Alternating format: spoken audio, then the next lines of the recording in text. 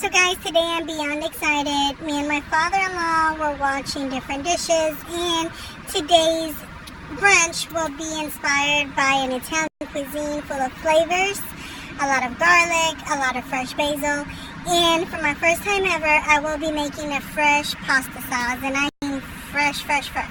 No preservatives, just full of flavor, and I'm really excited. I will post some pictures later. So I have the first part of the meatballs set in here. We have Parmesan cheese. We have 3 eggs, about 2.5 pounds of ground beef, straight fresh parsley, Italian parsley preferably. And I've got Frank Sinatra in the background. What? Okay guys, so here we have these meatballs. I know they do look huge, but once you start cooking them, they're definitely going to reduce in size. Wait up in a little bit. I'm going to go ahead and show you the additional meats that will go into the sauce itself. It's going to have Italian sausage and some pork bones as well. That's just going to be, you know, it's what's going to really inject that flavor into that pasta sauce. So just wait, and I will be uploading as I go, guys.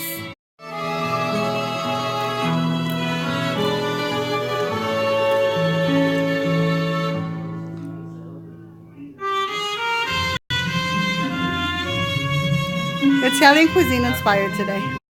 Okay guys, I don't know what I did. I accidentally posted to my story. Our story versus my story. But anyways, I have a big old bowl full of tomatoes. I cut maybe about 25 tomatoes or so. Try to get them as fresh and as juicy as possible, since you will be using them right away. But the key thing is to be gentle with the tomatoes. You want to make sure to preserve as much of the liquid in them. So if you handle them too roughly, you will end up squeezing them out. Okay, so just be gentle with them. What I'm going to do next is put it in the blender, and I'll be pulsing them, okay, versus liquefying them. So pulse them so we can keep a good chunky feel to it, okay? And I will show you once I'm done. Alright guys, so after I've already blended up all the fresh tomatoes, I've got the sauce here.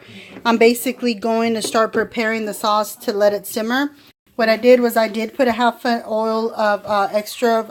cup of extra virgin olive oil. I cut up about maybe 5 garlic cloves, minced them very well, and I did add some crushed pepper on this as well. So I'm going to be adding some kosher salt and basically let that sauce simmer a bit. Okay, that's one of the just the beginning processes of this natural sauce. Okay guys, so I did cut up a whole onion and 2 garlic cloves. We are going to be using this just to kind of flavor up this grease as we fry up the sausages and the pork bones, okay? So let me show you guys here. So I have the sausages, garlic bones, and I do have my fresh parsley. Sorry, not parsley. Oh my gosh, I'm losing my train of thought. Basil, sorry, the basil, which will be going into the sauce when it's over. But where I put the onions is where I will be frying these meats along with those meatballs, okay? So just to show you a bit, the sauce is starting to really grab some color. And what I'm doing is I put in the fresh basil in here, and let's just mix it up a bit. And as I mentioned, I had these onions going, and the whole point is I'm going to be frying these little pork bones in here. And as these onions start browning up, I will be removing them from the dish as well. In this same pot, I'm going to be doing these sausages, as I mentioned, along with the meatballs. Okay, guys? So that you guys can see what the whole intention is around these pork bones. We're going to be basically browning them on each side. And as you can see, as I mentioned, I would be removing these onions from here. So you don't want to let them burn in here and just kind of mess up your flavor. So what we're going to do is just keep an eye on these, keep flipping them over. Now you guys were probably wondering, what is she doing with that meat? Well, as the sauce is simmering, the whole point is we'll be adding this meat as it's done to the sauce. And then we're going to raise up the heat on it and let it boil and then simmer for about an hour. So I'll keep showing you guys. Okay guys, so I still have the sausage cooking. I've got some of that pork bone left in there. But remember, what I've been doing is adding the meat into the sauce as well.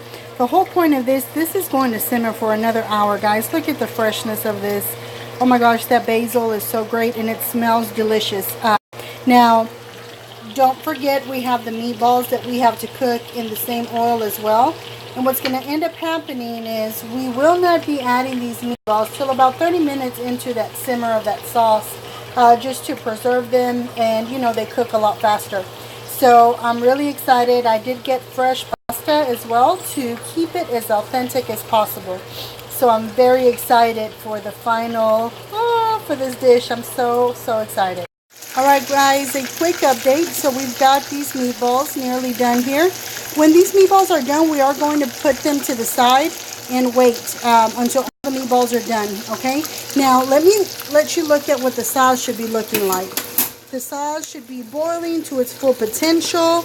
It looks gorgeous in here. As you know, it's got that pork meat along with the sausage. So we gotta let it boil, let it cook. It's just releasing all those flavors. It looks absolutely gorgeous. Remember, leave those meatballs to the side, and then once we add the meatballs, that's when we're really bring that simmer down to a low and let it run its course for about an hour. Okay folks, last update before the main deal. So all the meatballs are done. I've already let this boil up for quite a bit. Actually adding these meatballs in. Now be careful, but I'm just going to go ahead and slowly let them roll up in there. Let me go ahead and mix it up. This is the color that it looks like. It smells, oh my god, I wish you were here to smell. But now what I'm going to start doing, okay, so I'll mix them in there, get them all covered up, guys. Get them in there, get them in this sauce. Oh my gosh, get them in there. And now the countdown for about 45 minutes to an hour is really on. Babe, do you mind if I get a meatball? Yes, I sure do. Get your hands out of there right now. So I'm using this pasta. I obviously don't know how to make fresh pasta yet, but apparently this is pretty fresh. It looks nice, and I've actually never had it, so I'm excited. Alright guys, so part of the process is once the meat is done and your sauce is completely done, you're going to go ahead and remove the sauce. This is what my sauce looks like, but you're going to go ahead and remove all the meat from the sauce, put it in a large plate. You're going to center the table with it. I've got my pasta. I'm about to put my pasta in, and literally this pasta takes 2 minutes. So in just a moment we're going to enjoy what it's taken me 4 hours to make, but we are more than ready to taste this. Okay guys, so this is the final outcome. Like I said, I went ahead and separated everything. One of the tricks that I learned from an authentic lady that I was watching today was that you get the pasta, you add Parmesan to it and a little sauce and just mix it up. We do have some garlic bread and it looks delicious as well.